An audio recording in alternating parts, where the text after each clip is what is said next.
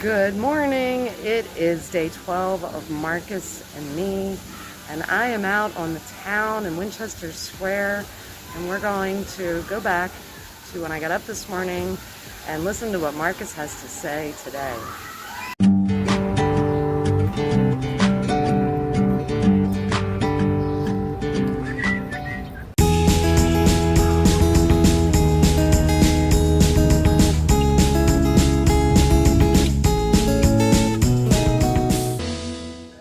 Today's 12th meditation from Marcus Aurelius begins. Another way to grasp what ordinary people mean by goods.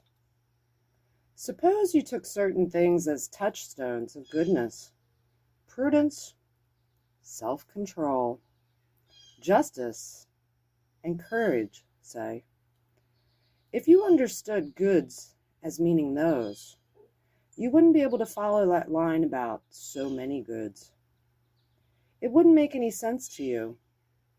Whereas, if you'd internalize the conventional meaning, you'd be able to follow it perfectly. You'd have no trouble seeing the author's meaning and why it was funny, which shows that most people do acknowledge a distinction. Otherwise, we wouldn't recognize the first sense as jarring and reject it automatically, whereas we accept the second, the one referring to wealth and the benefits of celebrity and high living, as amusing and apropos. Now go a step further. Ask yourself whether we should accept as goods and should value the things we have to think of to have the line make sense. The ones whose abundance leaves their owner with no place to shit. Not my words, Marcus's. How apropos after my Sunday afternoon. Marcus Aurelius, day 12 in meditations. Today's is short because I gotta run. I've got to go help someone because that's the just and right thing to do.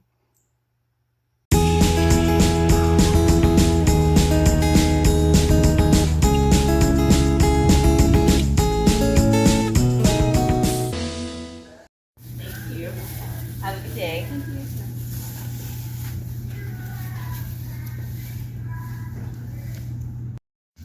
So we stopped at Michael's, me and Al, after going to his doctor's appointment, and now they're going all into the brave new world technology where I should be paid to go check myself out, don't you think, Al? Yeah. Because they can't even do partial payment, cash and credit card on their stupid new computers.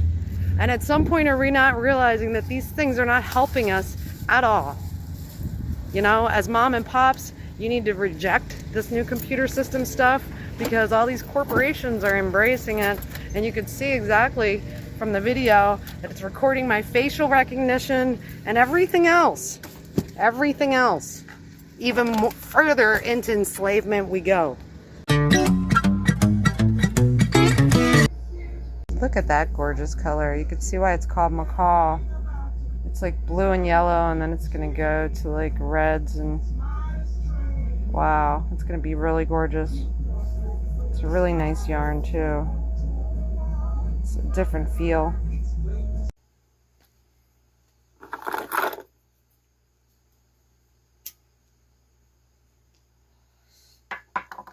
After getting home with my last of my yarn that I'll ever be purchasing or walking into Michael's ever again. You will never see me walk into a Michael's ever again. Because I think that whole situation today summed up exactly what Marcus is saying in Meditation 12 in Book 5.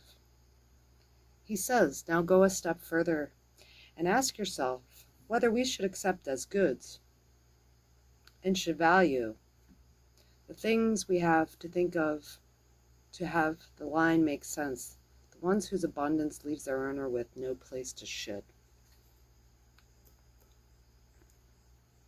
And he talks about how people do not acknowledge a distinction between goods such as these and the goods of your character, the touchstones of goodness. And he lists a few, such as goodness itself, prudence, self-control, meaning I will have self-control not to step my foot back into Michael's ever again after that experience. Right, Domino? Black and white cat shows up. Justice, as in it would not be just for me to walk into Michael's ever again, because I am tired of these systems taking over our lives. And the courage to do so and to speak out about it and to take the judgments as they come. Oh, you're grouchy. Oh, you're cantankerous. Oh, you're a, bitch. Because that'll be one that said, no, I just have enough cojones, as my dad did, to say no.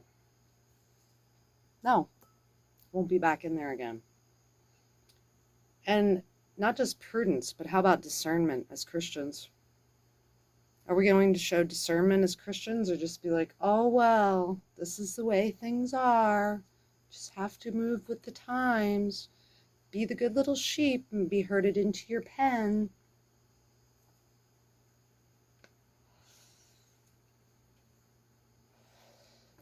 Let the Judas goat of society and its control factor herd you into your pen.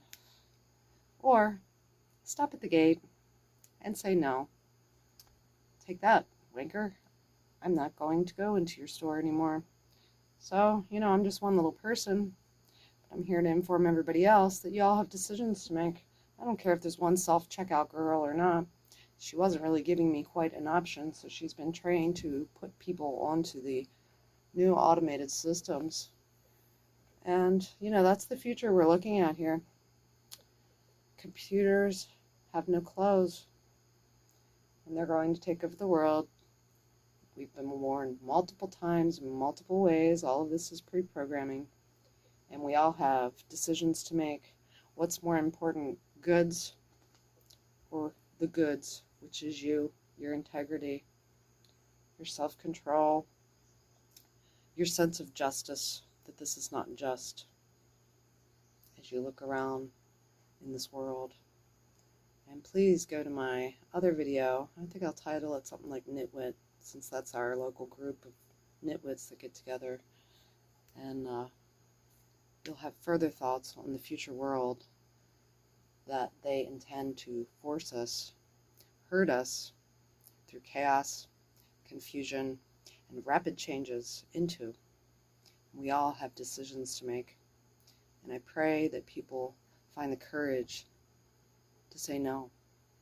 I shouldn't even have bought the yarn. I should have walked out. But they got my last purchase. They got my last mighty dollar before even that probably goes. And the mark comes along.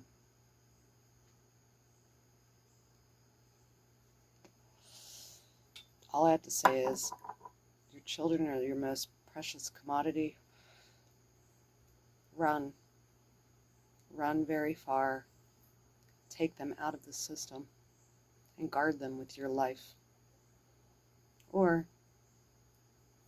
you're going to have a life like I have, with a divided family, with children that love the new perks of this modern society. And you'll be sitting here alone in the woods too, being the old crone. I just wanted some yarn to make some more blankets. Some new colors for her tapestry down here. Have a great day.